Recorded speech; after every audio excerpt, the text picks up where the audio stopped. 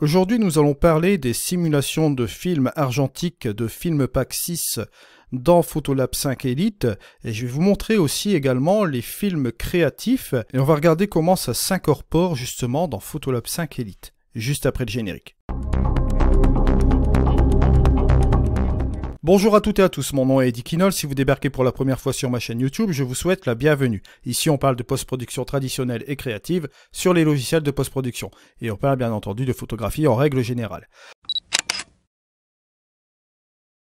Alors, aujourd'hui, nous allons parler de Filmpak 6. On va parler de l'intégration de celui-ci, de ce logiciel, dans Photolab 5 Elite. Je vous invite à aller voir les liens affiliés qui sont dans la description de cette vidéo. Si vous ne possédez pas les deux logiciels, vous pouvez faire un essai de 30 jours sur ces deux logiciels et faire l'exercice en même temps aussi également que ce tuto. Et vous avez la possibilité de l'acquérir à prix spécial en ce moment. Il y a encore une promotion jusqu'au 15 novembre. Je vous invite à aller voir tous les liens dans la description de cette vidéo. Alors sans plus tarder, nous on va regarder ce fameux Filmpak 6. Je vais vous montrer comment cela fonctionne avec Photolab 5 bien sûr. On va regarder aussi également les films créatifs qui sont implémentés aussi dans Photolab 5 Elite. Lorsque vous avez Filmpak 6 qui vient s'intégrer dans Photolab 5 Elite, vous avez des options qui viennent s'ajouter. D'ailleurs, si vous allez dans la section FX, vous verrez qu'il y a une addition d'outils créatifs qui viennent s'ajouter, qui vous permettent de faire encore d'autres choses avec ce logiciel de Photolab 5 Elite. Alors bien sûr, vous avez tout simplement ici la possibilité de faire quelque chose. Là, on va tout simplement chercher la balance des blancs. Voilà, juste comme ceci, on va neutraliser tout cela. Alors bien sûr, ce que je vais faire, c'est tout simplement vous montrer la première étape. C'est que là, vous avez déjà, grâce à l'intégration de Filmpak 6, différents rendus de films argentiques ou digital bien sûr qui sont disponibles ici. Vous avez différentes catégories. Si vous avez par exemple dans les films positifs, vous allez vous retrouver avec des nouveaux films. Les films DxO Filmpak sont indiqués avec un intitulé juste après. Vous voyez DxO Filmpak juste comme ceci. Vous avez des simulations de films Kodak, vous avez des simulations de films Polaroid. Comme vous pouvez le constater ici, vous voyez que ça change même la nature de la photo, ce qui est fort agréable. Regardez, ici on a le avant et le après, on a quelque chose de complètement différent, ce qui est pas mal du tout. Et après on peut faire une retouche aussi également par rapport à ce rendu de film là, je vous le montrerai juste après. Si je vais dans une autre catégorie, on a les films négatifs couleur aussi également, et là vous retrouvez aussi différents types de pellicules, comme vous voyez ici, juste comme ceci. Et vous avez la possibilité d'utiliser pas mal de pellicules, voilà, Kodak Elite, vous voyez un petit peu toutes ces choses-là. Je vous montre un peu le principe. Vous avez même des films en noir et blanc, comme vous pouvez le constater ici, avec une bonne palette de films aussi. Vous pouvez faire tourner votre molette de la souris pour voir un peu tous ces différents types de films, on les voit ici, bon, j'en prends quelques-uns au pif, voilà, juste comme ceci. On a ce que j'avais dit tout à l'heure, les films digitales, bon, avec tout ce qui est les Fuji classiques, qu'on pourrait retrouver dans le boîtier, d'accord, juste comme ceci. Voilà. Avec l'Eterna, etc. Vous pouvez appliquer ces films sur n'importe quel RAW. Si vous avez un Nikon, vous pouvez appliquer une simulation de film différente aussi également, il n'y a aucun souci là-dessus. Et là, bien sûr, on a le nouveau rendu cinéma, ici, avec les différentes couleurs cinéma, comme vous voyez ici. Voilà. Automne. Version ténébreux. Ça vous fait différents rendus, bon, vous voyez là. Après, vous pouvez reprendre la main. Bon, on a déjà quelque chose de pas mal. Vous prenez une simulation de film et après, vous faites vos correctifs ici en édition. Ça, c'est la première possibilité d'utiliser Filmpak, d'accord? Avec toutes ces simulations de films que vous pouvez retrouver ici. Je vais remettre ici mes rendus génériques par rapport à l'appareil photo. Voilà, je retourne sur le point de départ. Et vous avez aussi, bien évidemment, j'ai oublié de vous le montrer, si vous prenez par exemple quelque chose ici, vous avez la possibilité de jouer avec l'intensité. Si vous voulez en appliquer un petit peu moins et y aller progressivement, vous pouvez le faire, ou y aller vraiment de manière intensive. Vous le voyez ici. Mais vous avez la possibilité de garder la main. Et vous avez un curseur de protection des couleurs saturées qui vous permet de protéger les couleurs saturées de l'écrêtage. Bien sûr, ça s'exécute automatiquement par rapport au curseur d'intensité, mais vous pouvez également modifier l'intensité manuellement. Ici, ce qui nous intéresse, c'est le Time Machine. C'est un nouveau truc qui a été intégré ici dans Filmpak 6, et vous allez voir que c'est intéressant. Et ici, ce qu'on nous dit, c'est que les rendus correspondants sont disponibles dans les presets de DxO Photolab. C'est pour ça que là, justement, on a les pré-réglages qui sont disponibles soit à droite, vous les voyez ici, ou soit appliquer un préréglage, d'accord? On va se rendre ici, et là vous avez tous les films de Time Machine qui sont disponibles ici, d'accord? Vous avez toutes ces disponibilités-là, comme vous voyez, sont tous ici, avec un petit rendu dans une petite vignette, ce qui est pratique si vous voulez voir déjà le rendu qui a été fait préalablement. Voilà, donc vous avez ces deux possibilités-là pour les chercher. C'est indiqué ici de toute façon, hein. Les rendus correspondants sont disponibles dans les presets de DxO Photolab. Alors comment ça va fonctionner concrètement? C'est tout simple, vous regardez ici, vous avez une frise chronologique, d'accord? Juste ici, bon, elle commence au 19e siècle ici. À chaque étape dans la frise chronologique, vous avez une petite histoire. Vous avez la petite image ici, que vous pouvez agrandir, juste comme ceci. Après, on peut aller sur le retour. Et vous avez une petite histoire. Au 19e siècle, vous avez la première date en 1827, une date clé, vous avez une petite histoire par rapport à un auteur, d'accord? Vous avez ici le 1838, vous avez ici 1856, vous avez toutes les différentes, ici, années, juste comme ceci. Voilà, avec la petite histoire qui passe sur les côtés. Après, si vous prenez une autre époque, vous avez toujours les différents films qui sont expliqués à côté, et vous avez bien évidemment différentes dates ici, juste comme ceci, si vous scrollez par la droite, juste comme cela. Et petit truc à noter, si vous prenez, de toute façon, bon, on va aller sur la suite, là, vous avez ici les rendus correspondants. Alors, les rendus correspondants, vous les voyez ici, si on va ici, sur la droite, on a encore une autre petite histoire avec un autre rendu, juste comme ceci, vous voyez. Bon, là ici Keaton, ouais, celui-là, tiens, on va s'amuser avec celui-là, tiens. Alors, il nous dit, le rendu correspondant, c'est le 1910 Keaton, avec la petite histoire ici. Bon. Ce qu'on va faire, on va se rendre ici sur notre éditeur de réglage, et on va tout simplement aller sélectionner 1910, ici, Keaton. Je vais faire un double clic, et hop. On a le rendu ici du film qui se met directement sur mon image ici des bateaux. Voilà, juste comme cela. Je vais appuyer sur CTRL-Z pour revenir en arrière. Vous voyez, ça fonctionne de cette manière-là. Donc, soit vous jouez sur un pré-réglage ici, d'accord, vous sélectionnez un des pré-réglages avec une petite visualisation préalablement, ou soit vous allez directement dans la simulation de film. Alors vous allez me dire, c'est très bien tout ça, mais quelle est la différence entre utiliser un rendu de film ici et le pré-réglage, un film créatif? Que se passe-t-il réellement concrètement? Bon là, la première chose que vous devez noter, c'est que la balance des blancs, une fois que vous l'avez loqué, hein, que vous l'avez réglé avant d'appliquer un pré-réglage, si je remets par exemple le Keaton, vous allez voir que la balance des blancs ne va pas bouger, d'accord? Là, si vous regardez ici, on a quelques petites modifications qui sont faites dans Photolab 5. On voit qu'il y a une modification qui a été faite par la courbe. Mais si je clique par exemple ici sur les réglages actifs, on va voir les différents réglages actifs ici, j'ai enlevé cela. On a le vignettage créatif qui a été appliqué. Si vous voulez voir ce qui se passe ici, vous allez dans le FX, bon, on a cette partie-là qui a été créée, bien sûr, le vignettage créatif qui est disponible avec Filmpack 6. Bien sûr, si vous allez chercher autre chose, on va prendre le surréalisme ici, vous voyez que là, on a l'utilisation du grain, vous voyez, juste comme ceci. Vous voyez que là, on a utilisé le filtre, le grain et le vignettage créatif dans la section des effets ici. Je vais remettre les réglages, tous les réglages, hein, je vais mélanger les réglages actifs et inactifs.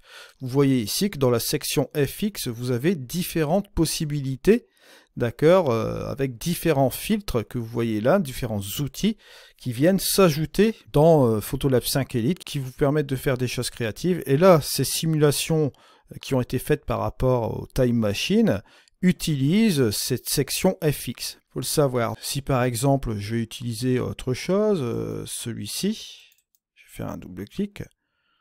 Vous voyez que là, on utilise encore d'autres choses. On utilise le flou ici, dans notre section FX bien sûr, et je pense qu'à mon avis, ouais, voilà, on utilise la courbe des tons. Et il y a aussi l'utilisation, vous voyez ici, des différents contrastes, micro-contrastes, vous voyez toutes ces choses-là. Et vous pouvez bien évidemment reprendre la main sur ces films créatifs. Là, bien évidemment, il reprend aussi quelques réglages sur DxO Photolab 5 Elite.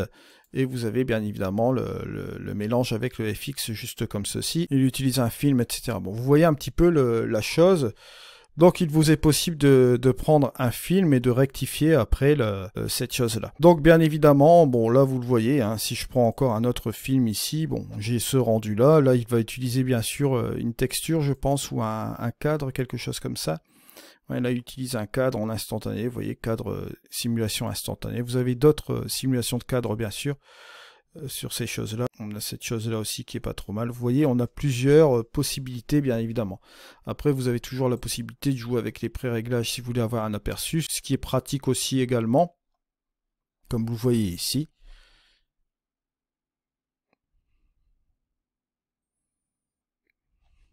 Voilà, si vous voulez avoir un aperçu, comme je vous l'ai dit tout à l'heure, hop, vous allez ici.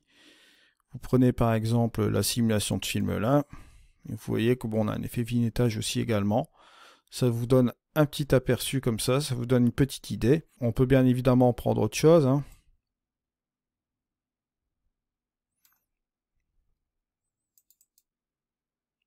On peut prendre cette simulation de film là, et par exemple, si on veut reprendre la main et dégager un petit peu les ombres, on peut toujours le faire aussi également. Juste comme ceci. Si on veut baisser un peu les tons clairs, on peut le refaire aussi également. Utiliser les réglages locaux, bien sûr, avec pourquoi pas les points de contrôle.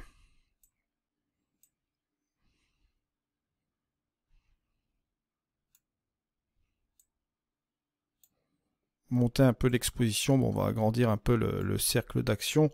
Je vais même appuyer sur mon masque. Et on va tout simplement aller même ici, jouer la luminosité, la teinte, étendre le champ d'action du masque juste comme cela, vous voyez. On peut tout simplement jouer sur pas mal de petites choses, mettre peut-être un petit peu de clear view comme vous voyez là. Voilà. On pourrait même s'amuser à refaire un petit cadrage ici. Enlever le petit panneau, voilà. Et vous voyez qu'en 2 minutes, on a fait un petit peu le réglage juste comme ceci, un petit pré-réglage assez sympa. Mais si vous voulez par exemple jouer à partir d'un film et non pas un film créatif, vous pouvez partir de zéro. Hein. On va repartir ici, juste comme ceci. Je vais réinitialiser. Ah, je vais remettre quand même ma balance des blancs. Voilà. Juste comme cela. Et là, ce que je peux faire aussi, c'est simplement jouer avec un rendu qu'on a ici. Je vais prendre, hop, un des films négatifs ici. Voilà, juste comme ceci. Et je vais aller tout simplement ici. Je vais dégager quand même un petit peu mes ombres. Voilà, juste comme cela. Un peu baisser mes tons clairs. Juste comme cela. Je vais mettre un clear view général un petit peu dans l'image, mais pas trop. Juste un petit peu. Pourquoi pas. Voilà. Je vais revenir même un petit peu sur mes ombres. Je trouve que j'ai un petit peu trop dégagé. Et vous voyez que grâce au film, au rendu des couleurs, comme vous voyez là, je vais enlever le rendu des couleurs. Hop. Je pourrais même jouer encore un petit peu avec la vibrance ici. Reprendre la main, puis donner le look qu'on souhaite sur cette photo. Si je veux par exemple, bon, on va enlever le clear view et utiliser plutôt du contraste fin. Je peux le faire aussi également. Voilà. Et si je veux ajuster aussi mes contrastes de manière séparée, toujours pareil, ces contrastes fins sont disponibles avec FilmPack. On peut utiliser aussi également bon, les tons clairs, comme vous voyez là, les tons moyens. On peut même utiliser ici un peu les ombres. Vous voyez, on peut rajouter du contraste. On le voit ici, hein, sur l'histogramme, vous modifiez le contraste ici. Ça vous permet d'équilibrer un petit peu le contraste ici. Plus vous en ajoutez, là forcément c'est l'inverse. Au niveau des ombres, c'est séparé à chaque zone. C'est relativement intéressant, vous voyez. Voilà, juste comme ceci. On peut faire même une petite différence avant le contraste et après le contraste. Bon là forcément c'est fortement contrasté. Là on va enlever peut-être le micro-contraste et laisser le contraste fin, ou bien enlever simplement le contraste fin et jouer tout simplement avec les tons clairs, tons moyens et ombres. Vous voyez, ça fait un petit léger contraste comme ça, agréable, grâce à ces 3 sélections ici. Vous voyez que c'est relativement rapide de jouer avec un film. Là, si vous voulez aller dans l'outil couleur aussi également, Bon, là, je pourrais très bien aller chercher la petite pipette et aller chercher mes bleus, par exemple, ici. Voilà. Là, il nous sélectionne la plage des bleus. Et on pourrait tout simplement saturer un petit peu plus les bleus et baisser un peu la luminance, juste comme ceci, pour donner encore un look particulier sur notre photo. On pourrait même se rendre ici et rajouter, pourquoi pas, un petit cadre. Regardez, il y a la possibilité de faire cela aussi. Petit cadre noir avec la petite ligne blanche que vous voyez ici. Là, bien sûr, je vais remettre ma petite pipette. Et vous voyez qu'en quelques minutes, on a fait un petit truc sympa ici, juste comme ça. Bien sûr, là, on peut enlever le cadre. Vous avez la possibilité, par exemple, de rajouter une couleur grâce au filtre que vous voyez ici. Là, bon, on a le ton froid, bien sûr. On a différentes couleurs qu'on peut injecter ici dans l'image. Si jamais je voulais, par exemple, injecter une petite couleur jaune comme ceci, je peux le faire. Bon, là, l'intensité est forte, hein, 100.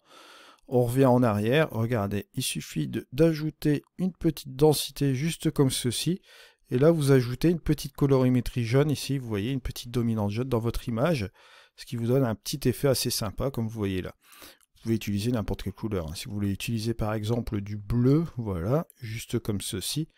Vous voyez, à 25, ça donne un effet assez sympatoche. Je vais ici, si je veux en ajouter un tout petit peu, voilà, par exemple à 7, vous voyez, c'est un petit truc léger. Ça fait un truc sympa. Si vous voulez rajouter quelque chose d'un peu plus chaud, on peut rajouter du rouge, pourquoi pas. Vous voyez, juste comme ceci, ça change la nature de l'image. Bon, là, je le remets à 0. On va le mettre par exemple à 4. Même à 4, vous voyez, il y a un petit truc qui change dans l'image. Petite colorimétrie supplémentaire. L'effet du filtre, bien sûr, c'est comme si vous ajoutez un filtre au bout de votre objectif.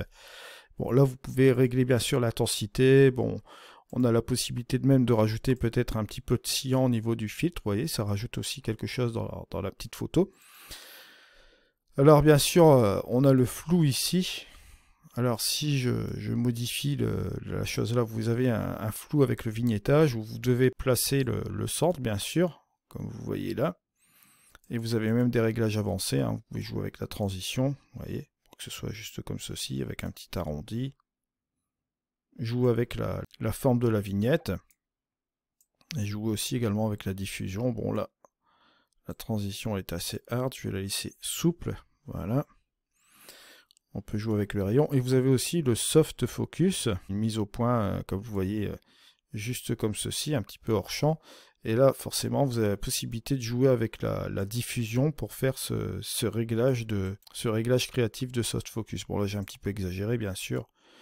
Un petit peu, mais c'est à vous de voir. Vous voyez, là, on enlève un petit peu de netteté sur l'image, forcément, grâce à cela. Ça peut faire un effet créatif qui est relativement intéressant. On peut rajouter aussi, bien évidemment, des fuites de lumière avec les différentes fuites de couleurs, comme vous voyez ici. À partir de la gauche, à partir d'en haut, à partir de la droite, à partir d'en bas, vous voyez. Après, on a la possibilité de jouer avec le grain, d'accord. Alors, vous pouvez booster, bien évidemment, le grain, on le voit ici, hein, pour que ça fasse plus argentique, forcément. Vous allez voir ici, vous voyez, juste comme ceci. Avec une intensité, bon là, je l'ai mis à fond, mais bon, si je le descends un peu juste comme ceci, vous voyez, bon, en moyenne, ça donne ce truc-là. Si je le monte, voilà. Si je l'enlève, forcément, on ne le verra plus. Juste comme ceci. Mais vous pouvez aussi également prendre un autre film, par exemple un autre film négatif, et reprendre une autre pellicule, par exemple, je sais pas moi, le Kodak, voilà. Ce sera un grain argentique qui sera différent. Vous voyez, juste comme ceci. Là, forcément, bon, vous voyez le rendu que ça peut donner ici sur notre photo. Le watermarking, c'est implémenté directement dans Photolab 5, donc ça n'a rien à voir. Donc on a quelques fonctions qui sont implémentées ici, mais vous avez aussi, comment dirais-je, le split toning qui est ici, dont il va falloir avoir Film Pack 6. Vous pouvez faire des virages partiels avec des couleurs différentes, bien sûr. Vous pouvez faire des couleurs personnalisées. Voilà, là on va personnaliser aussi. Vous pouvez gérer la saturation, bien sûr, et la teinte. Bon, là, la saturation, là, c'est exagéré au niveau des hautes lumières. Allez, hop, on va baisser un peu la saturation. Par exemple, au niveau des ombres, on va mettre un petit peu de bleu.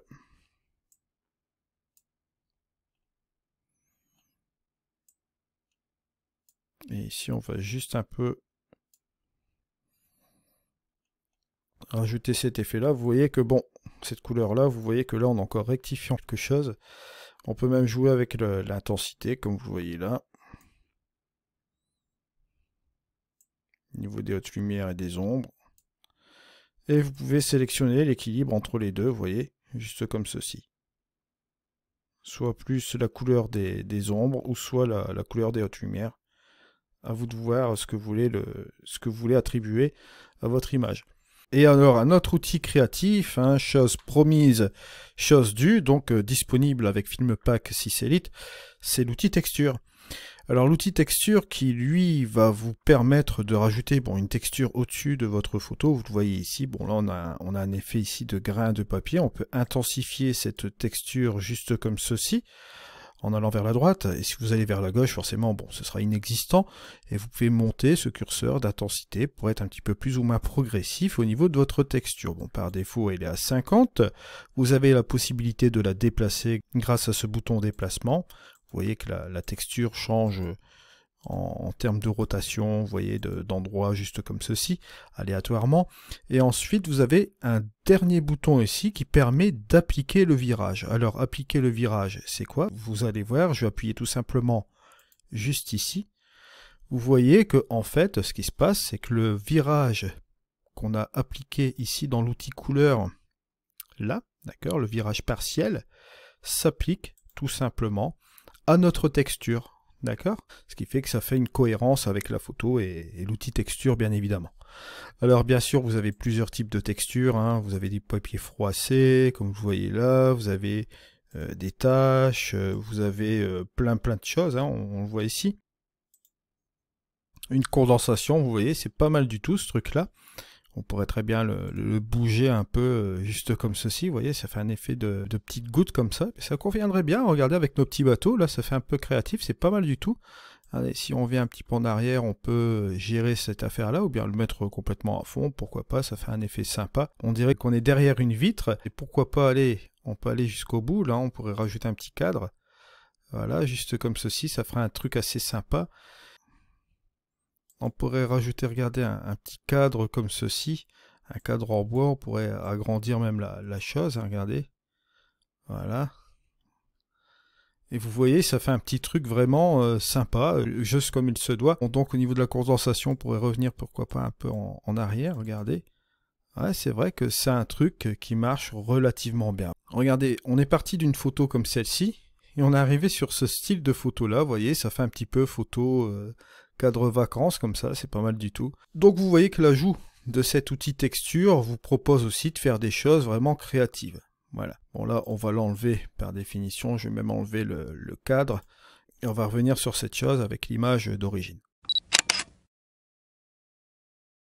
Voilà, je vous remercie de m'avoir suivi. On se retrouve dans un prochain tuto, c'était Eddy. Allez, au revoir.